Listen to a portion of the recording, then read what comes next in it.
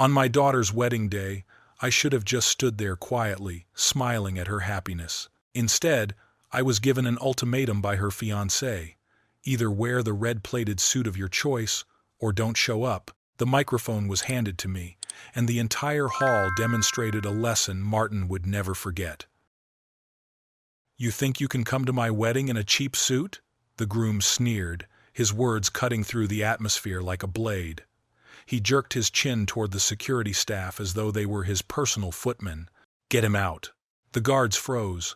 One leaned toward the other, whispering just loudly enough for nearby guests to catch. "We can't. He's a VIP." The dining room stilled. Forks halted mid-air, knives hovered above plates. A violin in the corner stumbled for a beat before regaining the melody, its fragile tune wobbling against the silence. The chandeliers above cast their golden light downward, illuminating me, Robert Carter, as if I were a defendant suddenly thrust under a spotlight. "Honestly, Robert," Brandon Collins said, the second glass of wine slurring his words only slightly, "where on earth did you even find that suit? Some clearance rack at a thrift store?" The remark hit me mid-sip. My crystal glass paused halfway to my lips, my fingers tightening around its stem until my knuckles whitened. The wine trembled dangerously, nearly spilling. My throat turned dry, but I forced myself to swallow the rising heat and remain composed. I had entered my daughter Ashley's dining room barely 10 minutes earlier, expecting polite introductions and small talk. Instead, I found myself across from a man whose arrogance seemed magnified by alcohol. Ashley emerged from the kitchen with serving dishes in both arms. Her face paled as she heard the tone. "Brandon, that's enough." But Brandon dismissed her concern with a theatrical wave, crimson wine sloshing over the rim and staining the pristine white tablecloth like a scarlet wound. He grinned at his own audacity, tilting the glass as if delivering a lecture to an audience. "No, sweetheart. Let me be honest here," he went on. "Your father may be a decent fellow, but presentation matters, especially for the wedding photos. People will look at them for years."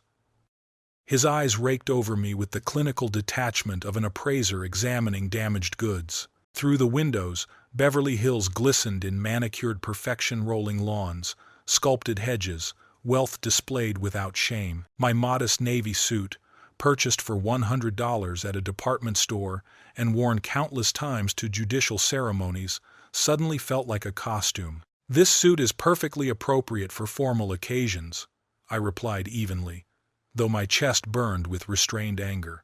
Brandon laughed, the sound brittle, like ice cracking underfoot. "Appropriate? Maybe for, well, I don't know what kinds of events you usually attend." He leaned back, gesturing expansively with his glass, drops of wine raining down like punctuation. "But in our circle, venture capitalists, tech executives, old money families, appearances matter. First impressions matter." Ashley set the dishes on the table harder than she intended, the porcelain clattering against mahogany.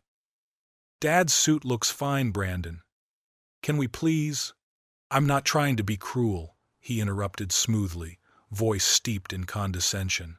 "I understand not everyone can afford quality tailoring, but surely you could have borrowed something," asked Ashley for help. The word borrowed hung in the air like smoke. In 30 years on the bench, I had sentenced men whose arrogance was less cutting than this dinner guest. His assumptions about my finances might have been laughable had they not been delivered with such calculated precision. "Perhaps," I said carefully, "you should focus on getting to know me rather than evaluating my wardrobe." Brandon's eyes glittered with amusement. "Oh, but the two are connected, aren't they? Clothes tell you everything: status, priorities, circumstances." He raised his glass in mock salute and drank deeply. "Ashley mentioned you work in government, some sort of clerk position." The question landed like a blow. Ashley had respected my long-standing request for privacy about my profession. Too many years of people treating judges differently had taught me the value of anonymity. "Something like that," I answered. "Well, at least it's steady work," Brandon said magnanimously, the way a wealthy man might praise a beggar for persistence. "Though I can't imagine the pay is much." He gestured at the expensive art and crystal stemware surrounding us. "This is what real success looks like, Robert. Maybe I can give you some investment advice, help you build something for retirement." Ashley's face had gone pale, her hands knotted tightly in her lap. She tried to speak, but Brandon pressed on with the relentless energy of someone convinced of his superiority. "Actually, you know what? I'll handle the wedding expenses, all of them." He reached across the table, patting my hand with faux familiarity. "No need for you to strain your budget. Think of it as my gift to Ashley, ensuring her day isn't compromised by financial limitations." The room fell silent except for the ticking of the antique clock. Ashley's eyes glistened with tears of humiliation, her carefully planned evening crumbling. Brandon, flushed with wine, sat smugly, waiting for my gratitude. Instead, something cold crystallized within me. Not hot rage, but the quiet recognition I had felt so many times from the bench when a defendant's mask slipped, revealing the truth. "That's very thoughtful," I said softly. Ashley suddenly pushed back her chair, the screech of wood on hardwood, sharp as a gavel strike. Her face was pale, but her voice was sharp, surgical. "Brandon, I think you should go home, now." Brandon blinked, struggling to process her words through the fog of alcohol. "What? But we haven't even—" "Now." The single word cut through the haze. "You've had too much to drink. You're being incredibly rude to my father." I watched Brandon's expression cycle from confusion to indignation, then to a grudging acceptance, like defendants who never fully grasped why their behavior carried consequences. He rose slowly, bracing against the table as though to prove sobriety. He adjusted his tie with trembling fingers, clinging to a veneer of dignity his swaying body betrayed. "Fine, if that's what you want." He snatched his jacket from the chair, voice thick with wounded pride. "But honestly, Ashley, someone had to address the elephant in the room. We can't pretend these differences don't matter." Ashley followed him to the door, their voices dropping into sharp whispers, his defensive justifications, her mortified apologies. The front door slammed shut. Silence engulfed the dining room. The chandelier light spilled across the abandoned place setting, a half-empty wine glass with a hairline crack along its rim, a chair still warm from its occupant. It looked less like the aftermath of dinner and more like evidence of a battle that had just been fought without weapons, but no less brutal. I moved slowly through the house, seeing it with altered eyes. The living room floor gave a faint, honest creak under my steps. Yesterday's coffee still lingered in the curtains. A thin sheet of afternoon light sifted through Linda Carter's azalea by the window. Every object felt wrapped in brittle glass as if a careless touch could web it with cracks. The simple furniture Linda and I had chosen together, the family photographs massed on the end table, the kitchen where we had traded 30 years of morning coffee and evening talk, each room reflected my mood back to me, steadier than anger, colder than grief. In the hallway, I stopped before Linda's photograph, her hair gathered in a low bun, the pearl pin she loved set just so. The frame was a fraction off. I nudged it straight, a half-millimeter correction that felt like a ritual, asking for an unspoken verdict. There are counsels delivered only in silence, and I heard this one clearly. "What would you think of all this?" I asked her image, though I already knew. Linda had a surgeon's scalpel for character. In 5 minutes she could cut through the glaze of polish and find the true grain underneath. She would have seen through Brandon Collins on contact. More than that, she would be disappointed in me if I let him win. In the bedroom, the wardrobe door released with a soft click. A breath of camphor rose to meet me. I slid aside the everyday shirts and the judicial robe and reached the garment at issue. Navy wool, classic cut, bought during one of my rare trips to Nordstrom 2 years ago. It had done faithful work at formal events, earning colleagues' compliments and photographing cleanly at judicial ceremonies. $100. The number dropped into the quiet like a pebble. The ripples reached all the way to my pride. The wooden hanger thunked lightly as I lifted the jacket free. I stroked the lapel, the knit still elastic, the stitching sharp. I raised the suit to the window like an exhibit for the record visual evidence, clear and uncontested. No fray, no pilling, color as even as the day the receipt was stamped. By any sane standard, it was entirely fit for a wedding. But Brandon Collins does not trade insane standards. In the high-rise that is his world, the social elevator stops only at floors with gold-plated nameplates, where the wrong uniform and the lobby turnstile locks. In that building, I wasn't Ashley Carter's father deserving ordinary respect. I was a risk entry to be mitigated, an embarrassing variable to be reduced in the spreadsheet of his plans. I returned the suit to its rail and let the door ease shut. With that quiet seal, a decision settled into place, cool, aligned, not born of temper or wounded ego, but of professional reflex. Certain behaviors merit consequences. Some postures demand correction. I set both hands on the chair arms and drew a slow breath, bringing my pulse back to the cadence I keep before I read a judgment. Feelings step aside. What remains are standards, and a chain of cause and effect. Brandon's error was fundamental. He mistook money for armor, not realizing that armor splits when it meets the mesh of law, and the mesh does not read labels or prices. He believed social connections nullify outcomes. He is about to learn how wrong that belief can be.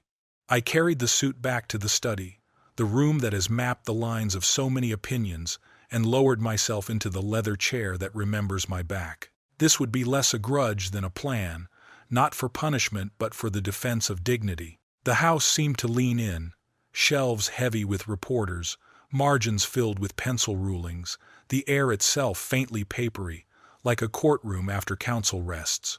The wedding sat precisely 1 month away. 30 days. Enough time for an ultimatum to seep into the ears of the elite guests he longs to impress. Enough time for arrogance to swell like a balloon, and for a single, well-placed pin to find it. Even when aimed at some petty government functionary, a light push on one quiet piece can reveal a checkmate line.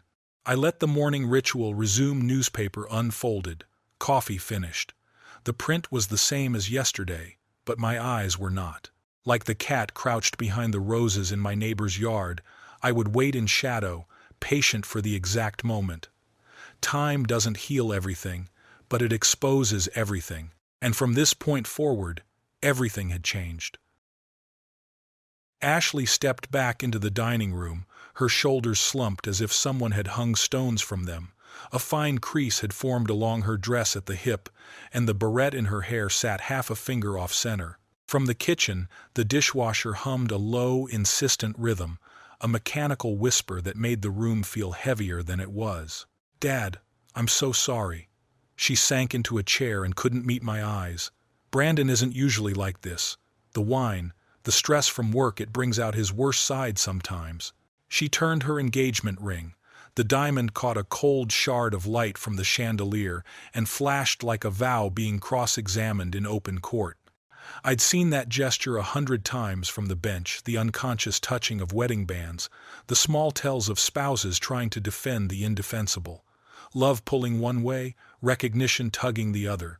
"Ashley," I said, waiting until she looked up, "did you ever tell him anything about my work?"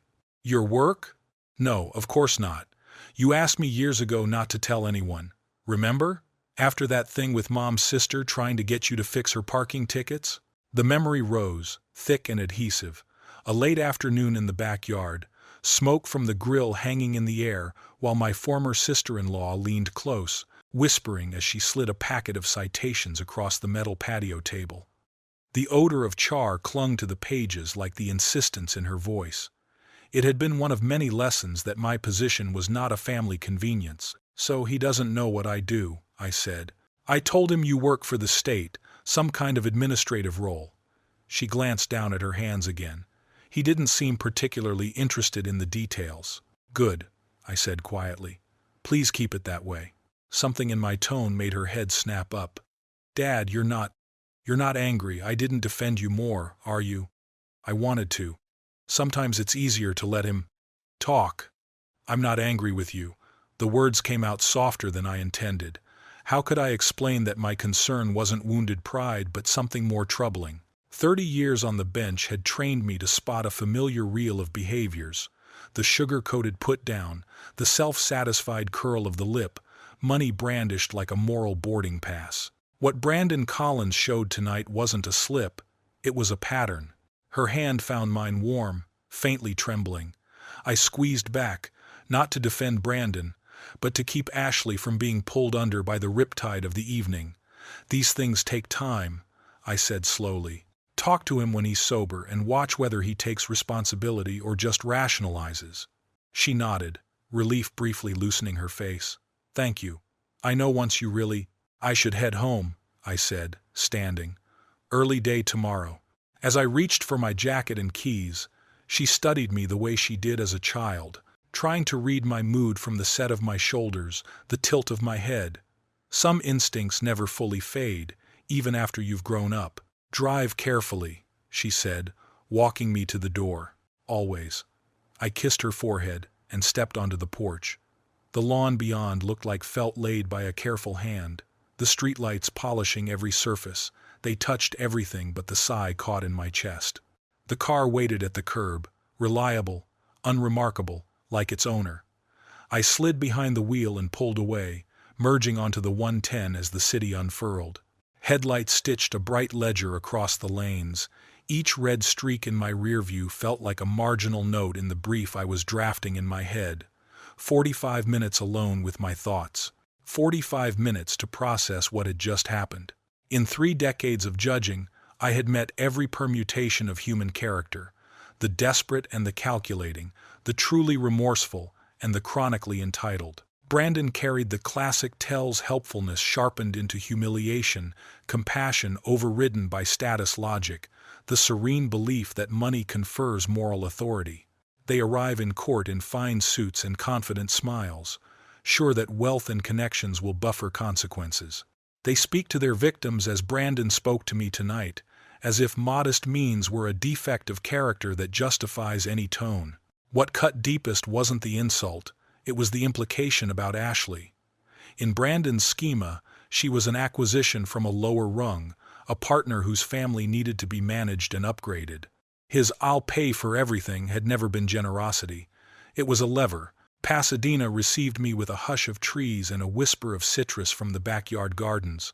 Modest houses and larger ones stood shoulder to shoulder like equal clauses in a household constitution. I turned into my driveway, cut the engine, and sat for a beat, letting the stillness revise my pulse. Inside, ritual laid its calming hands on me. Jacket to the closet, keys on the stone, a glass of water drunk straight from the tap. Small procedures, lined up in order, delivering me back to ordinary time.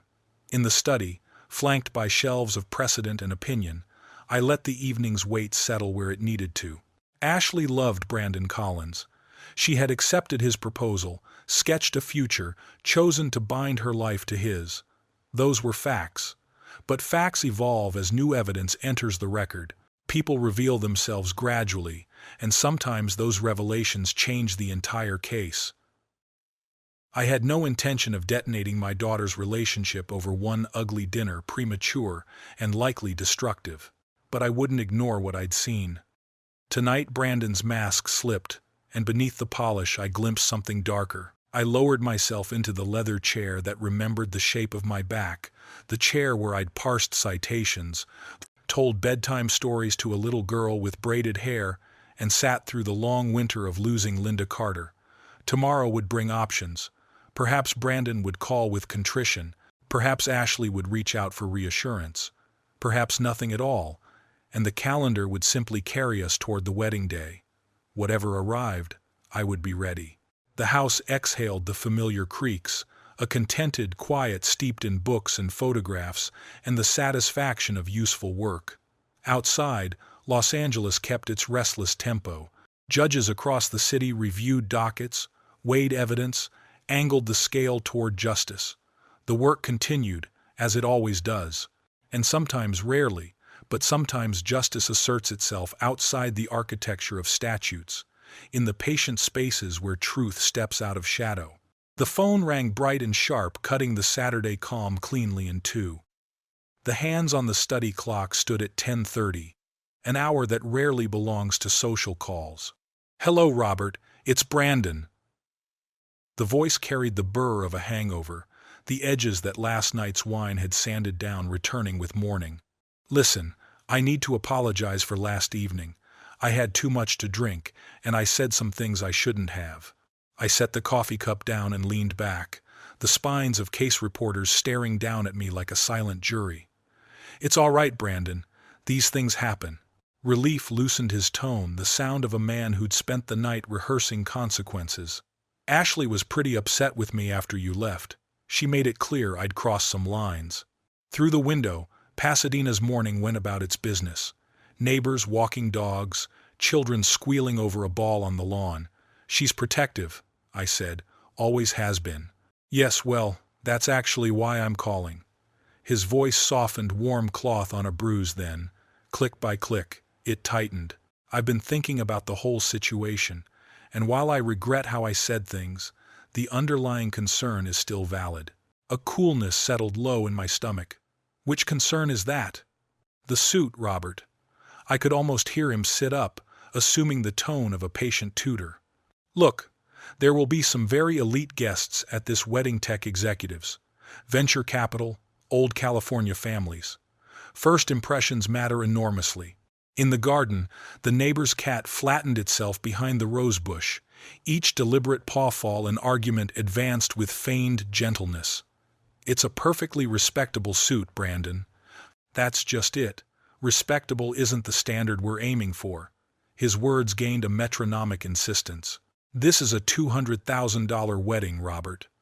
The photography alone costs more than most people make in months. Every detail has to be perfect. 200,000 swelled on the line like an airbag deploying, only it protected no one. I breathed once, slowly. I appreciate your concern.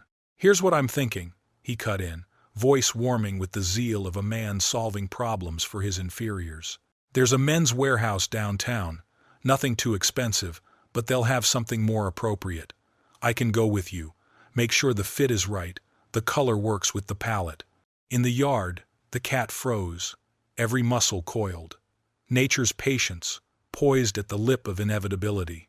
That's thoughtful, I said, but I'll be wearing the suit I own. Silence stretched. When he spoke again, the velvet was gone. Robert, I'm trying to be diplomatic. Let me be clear. This wedding is important to me, my career, my reputation, my in-laws flying in from Connecticut. I cannot have Ashley's father looking like he shops at discount stores. It's a $100 suit from a department store, I said evenly, and it's good quality. 100, he repeated, laughing without mirth. My cufflinks cost more than that. I'm trying to help, but my flexibility has limits. If you show up in that suit, you are not coming through those doors. He let the words fall one by one, like a gavel he'd awarded himself. Entry will be forbidden. Not a request, not even a demand. A verdict self-issued, self-enforced. I see, I said. My voice stayed level, though heat pressed hard against my ribs. Thank you for clarifying your position. Good. I'm glad we understand each other. The place on Wilshire opens at 10. We could meet this after. I ended the call.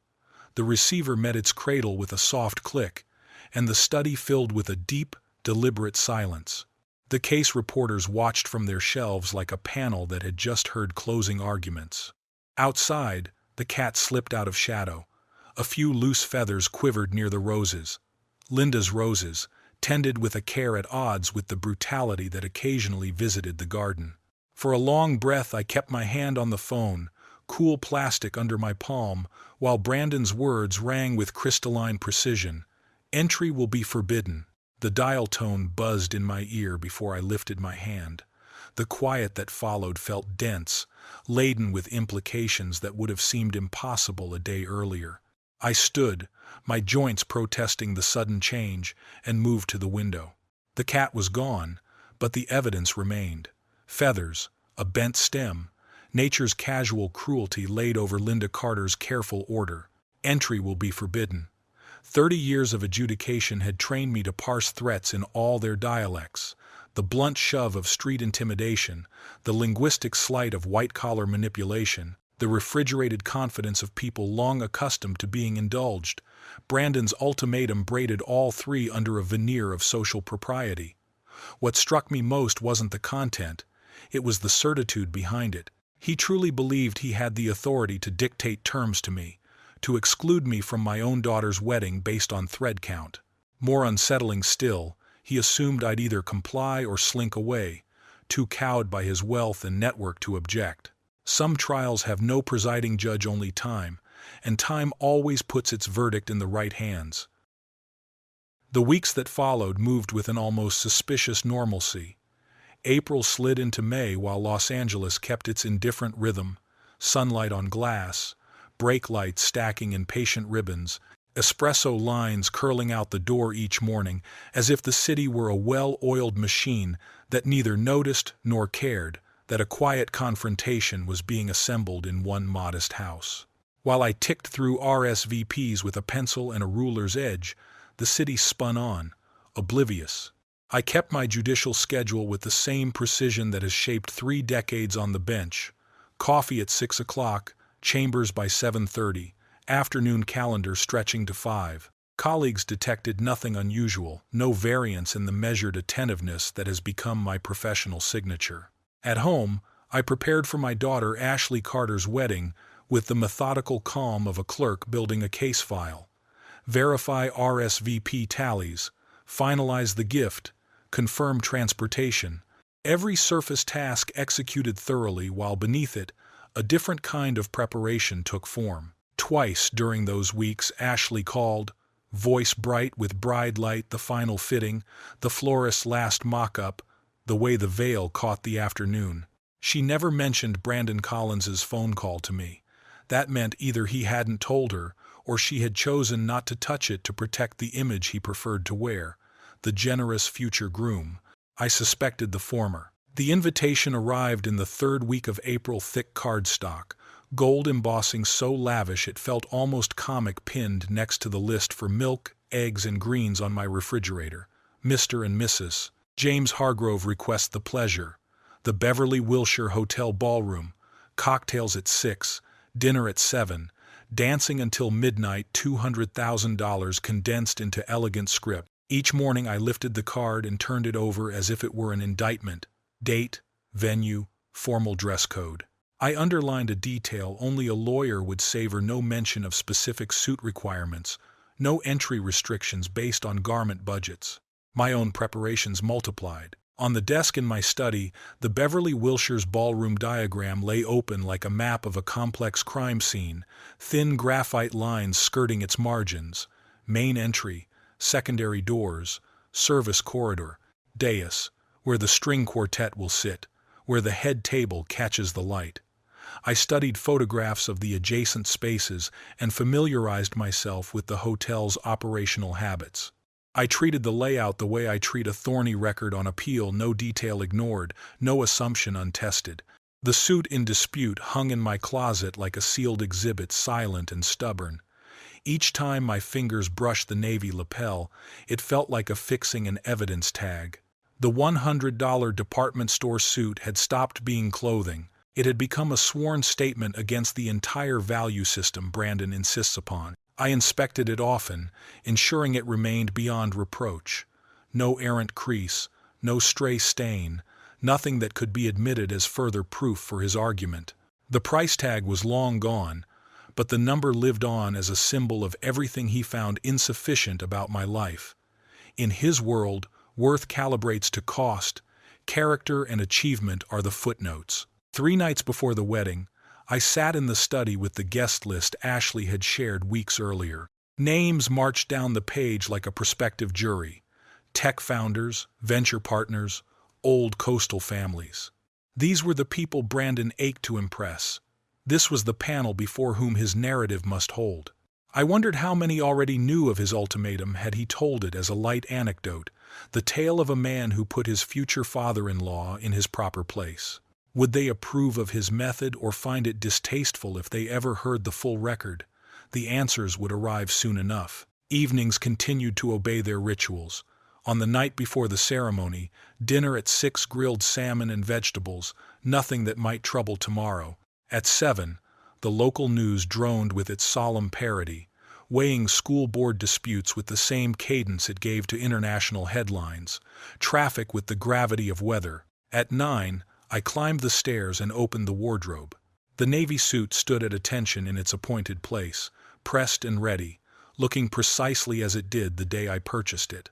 I laid out the components in a tidy line on the chair: shirt, tie, shoes, trousers, and finally the jacket, like a row of exhibits arranged on counsel's table. Each piece belonged to a quiet declaration I intended to carry into the ballroom.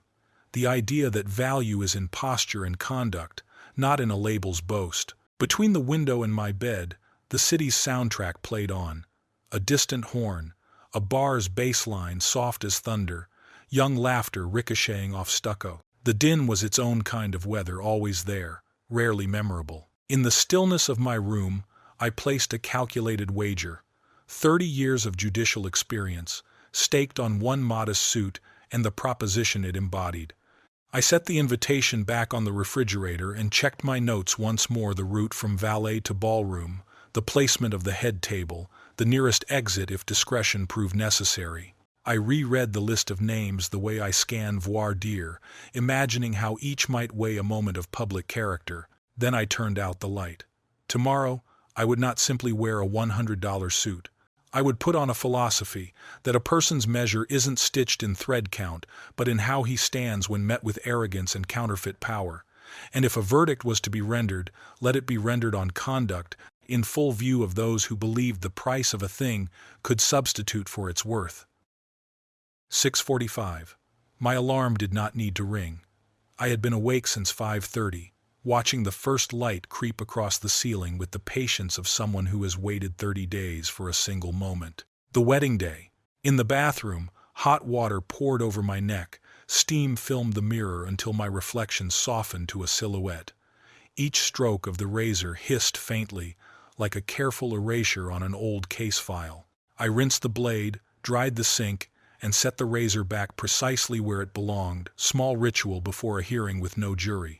In the quiet kitchen, the toaster popped with a tidy click. Coffee breathed into the room and steadied my pulse like a metronome. Toast and coffee, taken standing, were enough. In a few hours, the Beverly Wilshire would stage its solemn pageant of love and promise, attended by the social and financial elite of Los Angeles. Brandon Collins had counted on my absence. His ultimatum had been clear: his self-authored house rule, enforced by place cards and budget: wear what he approved or stay home. A month of assumed compliance had nourished his confidence. Today he would discover his miscalculation. I climbed the stairs to the bedroom and opened the wardrobe. The wooden hanger gave a neat, single knock as I eased it free. There, exactly where it had waited for 30 days, hung the disputed suit. Navy wool, classic cut, department store craftsmanship that had somehow become the central battleground in a war over respect, dignity, and the dangerous belief that wealth confers authority. $100 light in currency, heavy as a declaration. I drew the jacket into the natural light. The knit caught a cool blue along the window. The seams were as straight as the day I first tried it on. By any reasonable measure, it was perfectly fit for a wedding. The shirt came first, crisp white cotton, ironed flat, then the trousers settling into their familiar place at my waist. I tied the Windsor knot cleanly. The tip of the tie kissed the belt line like a full stop. When I slid my arms into the jacket, the weight of the cloth rested on my shoulders with the authority of a reminder. Today I would stand, not ask permission. In the mirror I saw two men, a silver-haired father and a judge long acquainted with consequence. Both nodded. Before leaving, I checked the invitation, Ashley Carter's card, tucked securely inside the inner pocket. Heavy stock, gold embossing, a ticket to one of the city's most curated rooms, and to a conversation that had been deferred long enough. My car started on the first turn, reliable as ever. The freeway moved like a conveyor belt. Turn signals ahead blinked in the rhythm of a heart that had already steadied. Los Angeles, for once, courteously stepped aside. Justice delayed is not justice denied.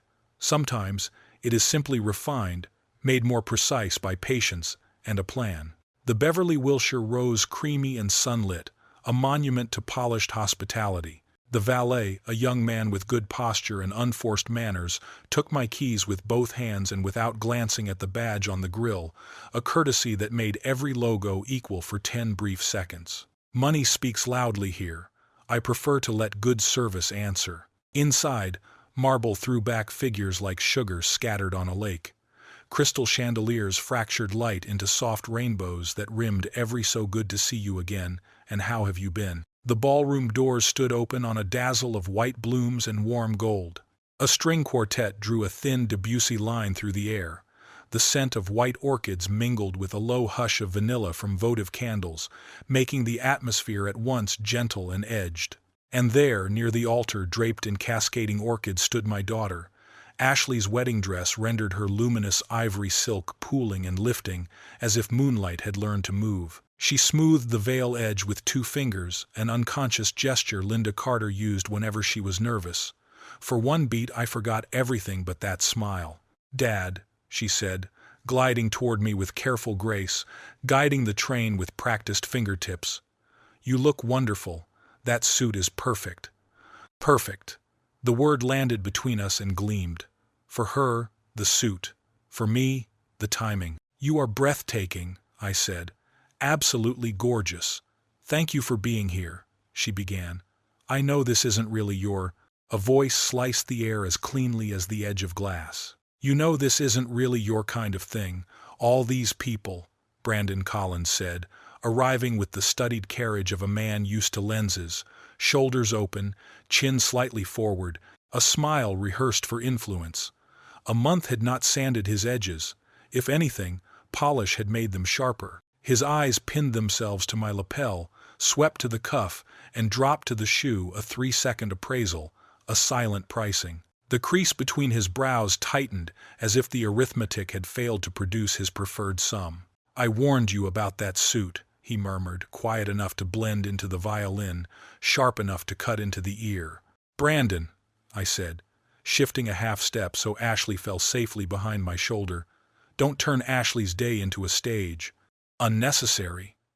His color rose with the peculiar anger of a man unaccustomed to resistance. "We discussed this. I made my position clear. You assured me you understood." Ashley's bouquet trembled. Her knuckles went pale around the stems. Her eyes flicked between us, tracking an invisible ball. "What's going on, Brandon? What are you talking about?" He didn't answer her. His gaze stayed on me, fastening again to the navy, to the quiet stitching, to the steady fact of a $100 declaration. The quartet modulated into a softer waltz. Around us the room breathed, but the space among the 3 of us tightened like a freshly tuned string. I held his stare and let the moment settle. I had not come to ask to be let in. I had come to stand where a father stands. But Brandon Collins wasn't finished. His voice pitched higher, sharp enough to shear through the quartet's melody. He jabbed a finger at me, hand trembling with wine and vanity, and declared for the whole room to hear, "Now there will be consequences." The strings stumbled half a beat. A few notes stretched thin, like wires about to snap. Conversations evaporated. Only the faint chime of a glass against china remained, a nervous heartbeat in crystal. Around us, faces turned in unison: tech chiefs, venture partners, old-line families, an elegant crowd becoming a silent jury, eyes fixed, expectant, as if they'd just been sworn to hear the charge. Ashley Carter stepped forward and set a shaking hand on Brandon's sleeve. "Brandon, stop, now." Her voice wavered and then held. He shook her off. The bouquet tilted, a spray of white orchids sloughing to the floor petals like evidence no one bent to collect. "Stay out of this, sweetheart," he said, adopting the clipped tone of a foreman scolding the line. "Your father and I have an understanding to clarify." His gaze swept the room like a searchlight, predatory and practiced, hunting for an instrument to enforce his will. When it snagged on the discreet security team near the entry, one corner of his mouth lifted a thin, satisfied cut. He believed he had found his pocket judge. He raised his arm with imperious ease, accustomed to immediate obedience. Across the ballroom, a tall man in a dark suit registered the signal and approached with measured confidence, each step even, each movement controlled.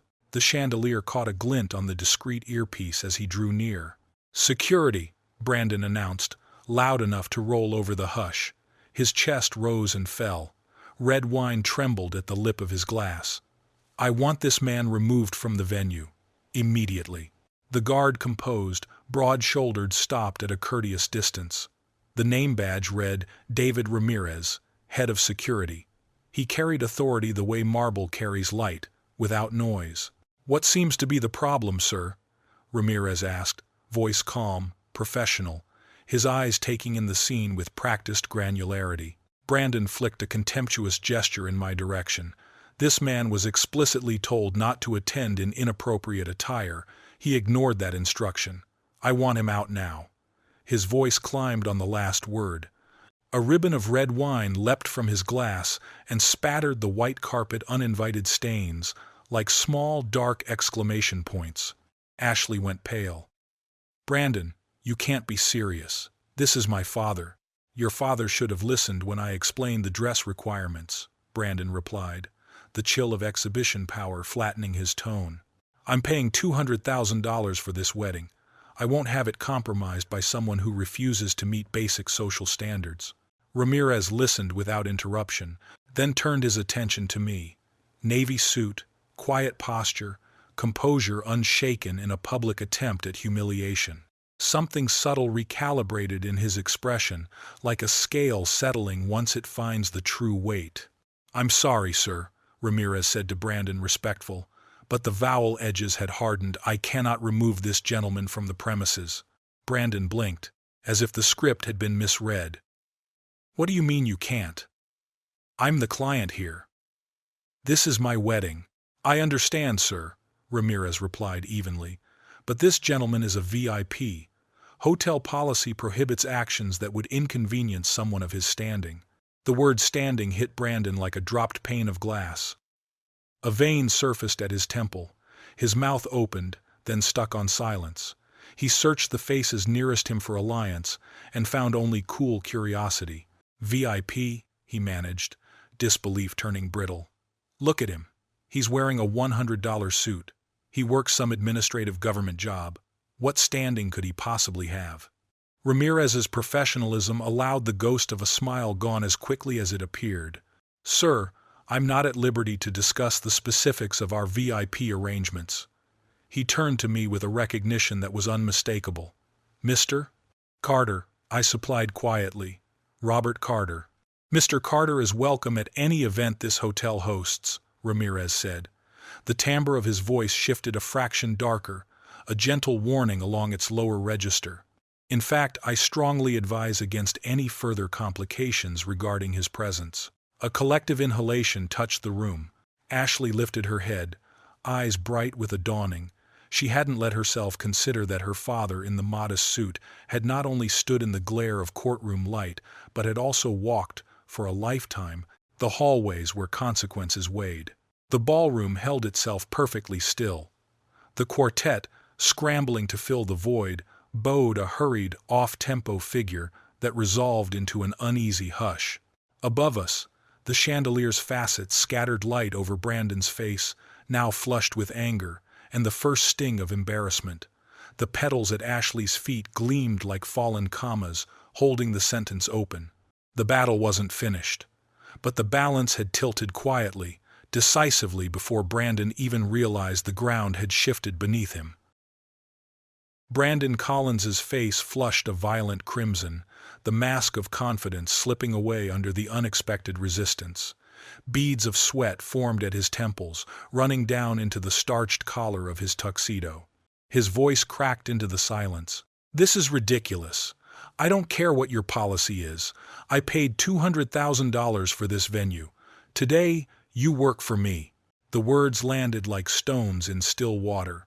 Across the ballroom, champagne glasses paused midway to lips. The quartet faltered, then stopped altogether. The great room, glittering with chandeliers and orchids a moment ago, was suddenly as hushed as a courtroom awaiting its verdict. David Ramirez's expression hardened, the faintest tightening of the jaw, signaling that Brandon had crossed a line not easily uncrossed.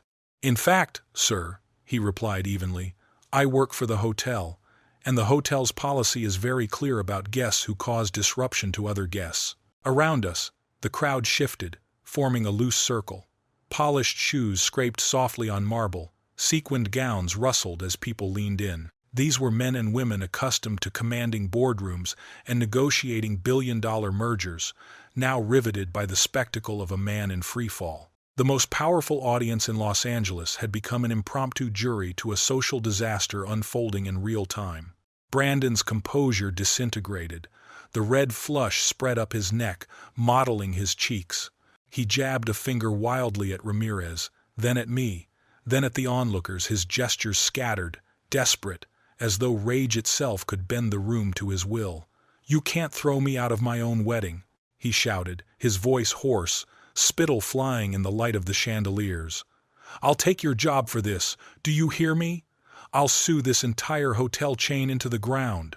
The investors and executives watching exchanged quiet murmurs, their eyes narrowing with the same calculation they use to evaluate failing ventures. They were watching a project implode, one that had cost millions and promised returns but was collapsing in a blaze of ego. Ramirez moved without raising his voice. His training surfaced in the economy of his motions.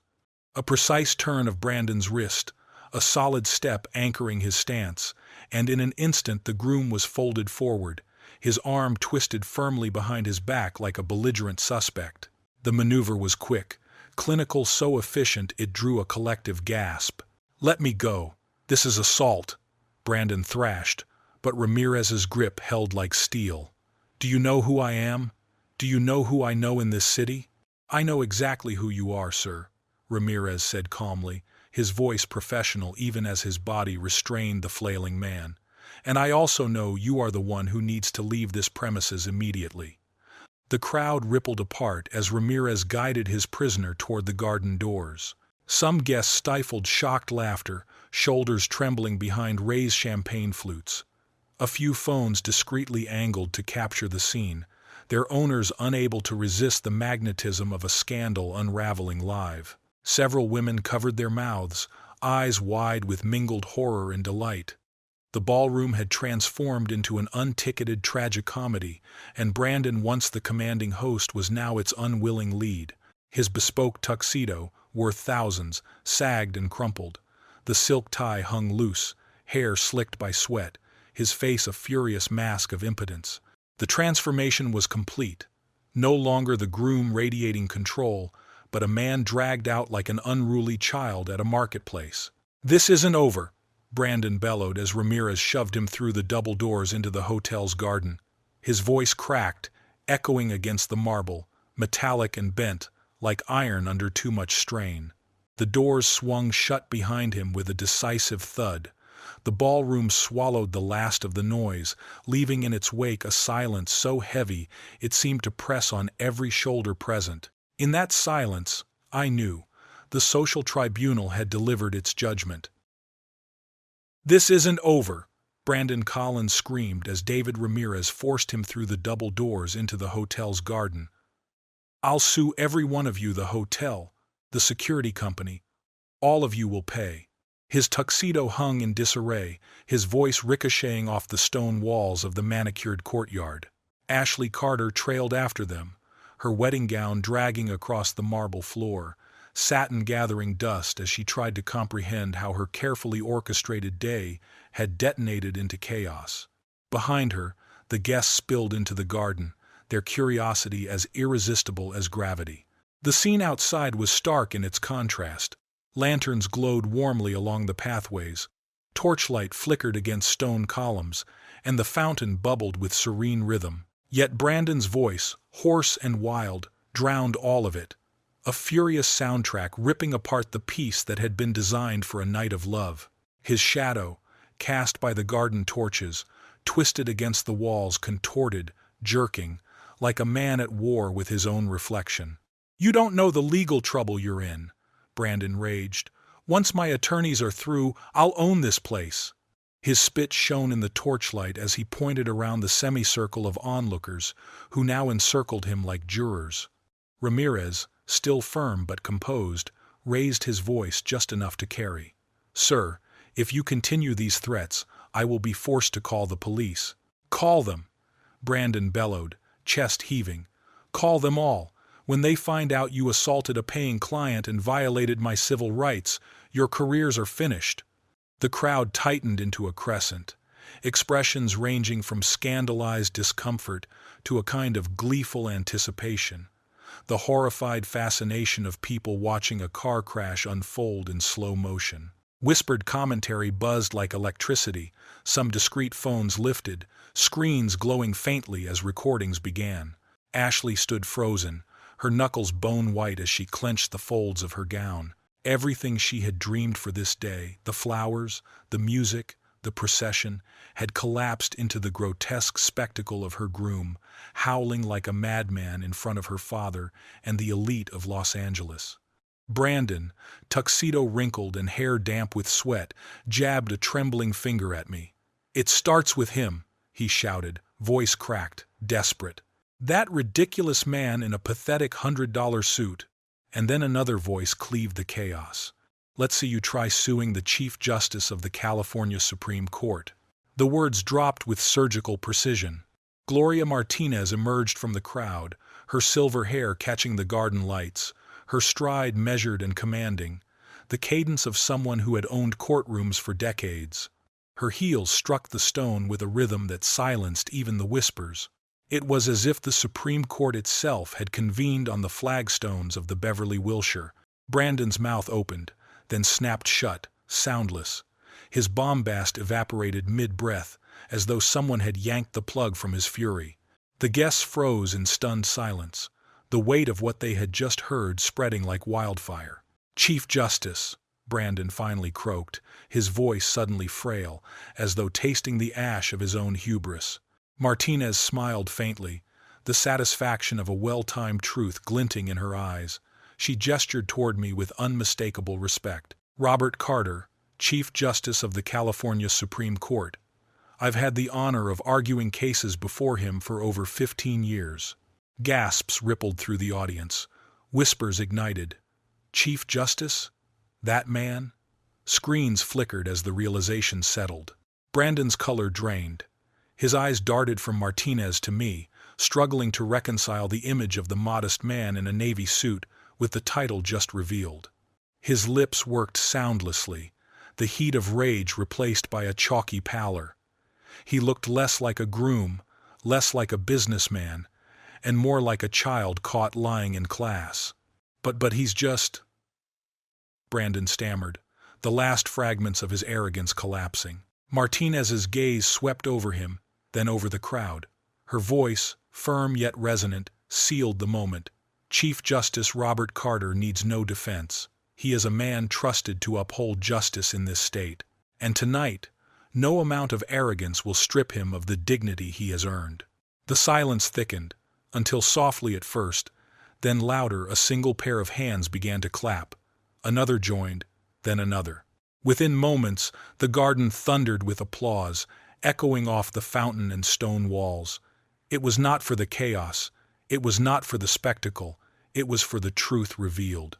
Brandon stood amid it all, small, pale, disheveled, while my name carried not through wealth or status, but through the respect that comes from a lifetime spent in service of justice. The $100 suit had never mattered.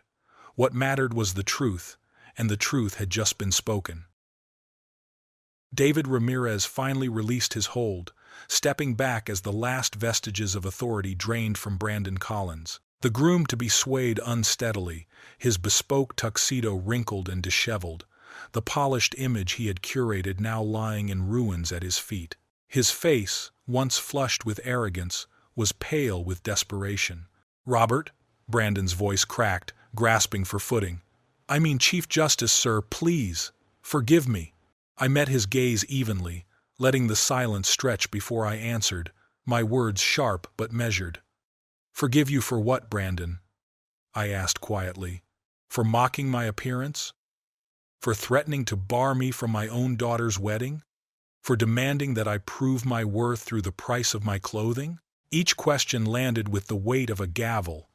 Brandon flinched visibly, his lips moving as though to conjure some justification, some balm to erase a month of cruelty and posturing. but the words faltered. "I was wrong," he whispered, voice trembling. "Completely wrong. Please tell me what I can do. I'll do anything to make this right. The suit, it looks fine. More than fine. Perfect, even. I don't know what I was thinking." The crowd, now fully invested, leaned closer, their curiosity sharpened into understanding as they pieced together the truth of what had unfolded. The CEOs, venture capitalists, and old money families who had come to network were now unwilling witnesses to a live lesson in justice and humility. "This was never about a lawsuit," I said, my voice carrying the same calm authority I had used to deliver rulings for over 3 decades. "This was about character, about respect, about how a man treats others when he believes no one important is watching." Brandon nodded feverishly, his desperation making him eager to agree with anything that might ease his humiliation. Yes, you're right. I see that now. Please, tell me how I can make this right." I glanced briefly toward the semicircle of onlookers before turning back to him. My decision was as deliberate as any verdict I had ever delivered from the bench. "You can begin by apologizing to Ashley," I said, my tone low but unyielding. "She is the one whose wedding day you've ruined with your behavior. She is the one who deserves your regret." Brandon's eyes flickered toward Ashley Carter, who stood motionless in her ivory gown, tears cutting pale tracks down her cheeks. The day she had envisioned since childhood of joy, of beauty, of promise, had been reduced to a public exhibition of her fiancé's failings. "Chris Ashley," Brandon stammered, his voice cracking as he turned to her. "I'm so sorry, truly. I never meant." But even as he spoke, I saw the truth reflected in her eyes. A single apology could never undo what she had witnessed. She had seen him at his core, stripped bare under pressure. Not a partner, not a protector, but a man intoxicated by power and undone by its loss.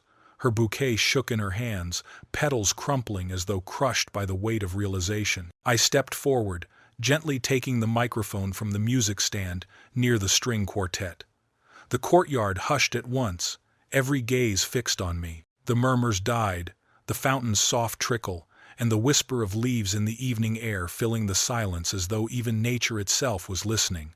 "My friends," I began, my voice steady with the resonance of years spent commanding a courtroom. "Tonight, we have all witnessed something of great importance, a lesson I hope will stay with each of us long after the music fades and the lights dim." The crowd drew closer, sensing the gravity of what was to come.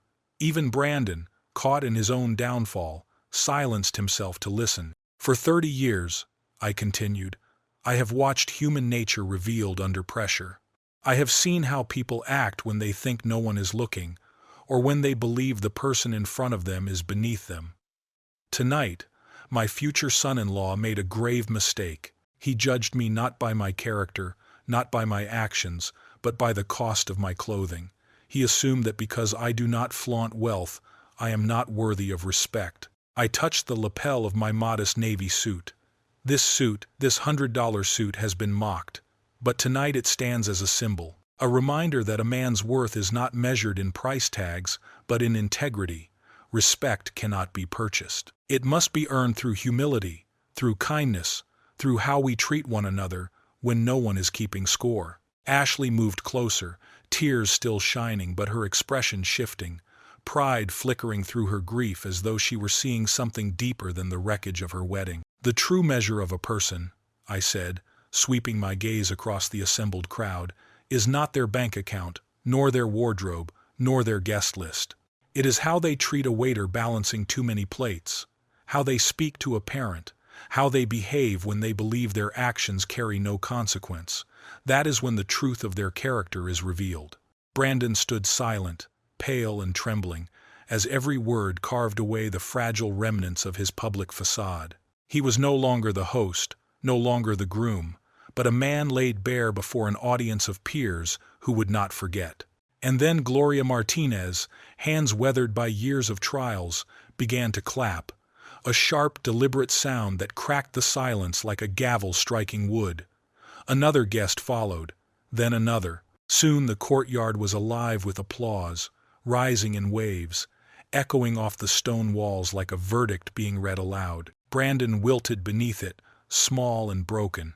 But the lesson had been delivered. "Let this be clear," I concluded, my voice carrying over the thunderous clapping. "Judge a person not by what they own, but by what they do. Respect is not for sale, it is written in character." The ovation swelled to a crescendo, and for once, it was not wealth, not power, not appearances that held the stage, but the undeniable truth of human dignity. As the thunderous applause finally began to fade, I lowered the microphone and stepped toward Ashley. My daughter's composure broke the moment she reached me. She collapsed into my arms, her wedding gown rustling like parchment as her hands clutched at the sleeves of my jacket with a desperation that carried both relief and revelation. Her tears soaked into the cotton of my shirt, but her voice, soft, trembling, yet clear, rose above the fading murmur of the crowd. "Dad," she whispered, her words hitching between sobs, "I'm so proud of you. I forgot who my real anchor was. Thank you for reminding me in the strongest way possible." I held her close, steady as I had always tried to be, while around us the courtyard began to hum again with scattered voices. Guests broke into pockets of conversation, their tones animated, charged with the sense that they had just witnessed something that transcended the boundaries of a wedding. Here and there, I caught fragments of their whispers. "I've backed arrogant young CEOs before," one venture capitalist muttered to his companion, "but I've never seen one so publicly undone." An older society matron shook her head, her pearls catching the garden lights. "Justice," she murmured knowingly, "doesn't always need a courtroom. Sometimes it appears in the middle of a wedding garden." Not far from us, Brandon Collins stood alone, a shadow of the man who only hours earlier had strutted through this venue as though he owned it. His shoulders sagged, his tuxedo crumpled and stained, the sharp lines of his once carefully composed image dissolving before our eyes. He staggered toward the fountain, pressing a trembling hand against the cold stone rim, as though the water itself might steady him. His reflection rippled in the pool, a distorted image of a man stripped of his illusions. No ally approached. Former business partners turned away, their eyes deliberately avoiding his. His isolation was complete, his empire of arrogance reduced to silence and whispers. I exhaled slowly, my hand brushing against the lapel of my modest navy suit. $100, that was all it had cost, a sum so insignificant in the circles Brandon revered. Yet tonight it had become something else entirely. No longer a suit mocked as a symbol of inadequacy, it now gleamed in the eyes of those present as a quiet standard of dignity. Not woven from Italian silk, but stitched with 3 decades of justice, principle, and unyielding integrity. And tonight, it had prevailed over arrogance. The wedding could now resume, though it would do so beneath a new understanding. The music, the flowers, the laughter, all of it would be reframed by the memory of this moment, the recognition of who had truly earned respect within these elegant walls. And as I looked once more across the garden, I knew this truth with finality. Justice does not always strike its gavel in a courtroom. Sometimes it resounds between the notes of a string quartet, in the embrace of a daughter, and in the silence that falls over a disgraced man. It is a sound none of us present would ever forget. End.